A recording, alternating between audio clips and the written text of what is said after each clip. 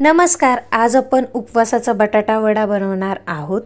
तर खूप सुंदर होते, सॉफ्ट असा याचा टेक्स्चर आहे आणि त्यासोबत चटणीची सुद्धा रेसिपी शेअर केलेली आहे. तर इथे 4 मीडियम बटाटे मी इथे ग्रेट करून घेतलेले आहेत आणि त्यामध्ये इथे 3 चमचा आपल्याला शेंगदाण्याचं कूट, 2 ते 3 हिरव्या मिरच्या घेतल्यात. त्या तुम्ही ठेचा करून घेतलात तरी चालेल आणि मीठ टाकलेलं आहे. आता आपल्याला मिक्स करायचं आहे. उपवासाचं जे मीठ असतं ना ते तुम्ही टाकू शकतात. आणि आता याला आपल्याला साईडला ठेवायचं 2 मिनटं. तर त्याला जे बाहेरून कोटिंग असतं ना ते आपण रेडी करणार आहोत. त्यासाठी इथे साबुदाण्याचं पीठ घेतलेलं आहे. त्यामध्ये लाल तिखट, मीठ आणि आपल्याला पाणी घालायचं आहे.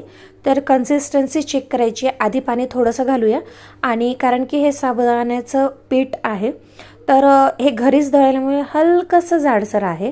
तर हे 2 मिनटं मी याला मॅरिनेट होऊ देणार आहे. त्यानंतर मग वडे करायला घेऊया.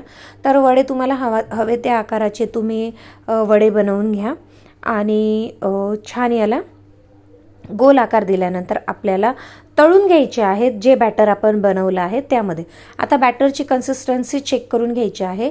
पातळ झालंय की झालंय, हलकं कोटिंग आलं पाहिजे आपल्याला, मेन ते आहे.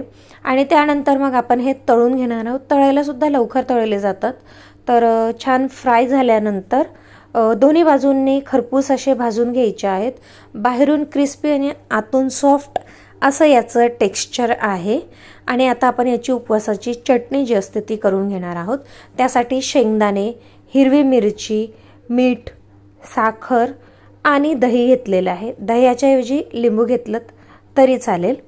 आणि याला पाणी टाकून मी दळून घेतलेलं आहे आणि आपले उपवासाचे बटाटा वडा रेडी आहे. Bye bye.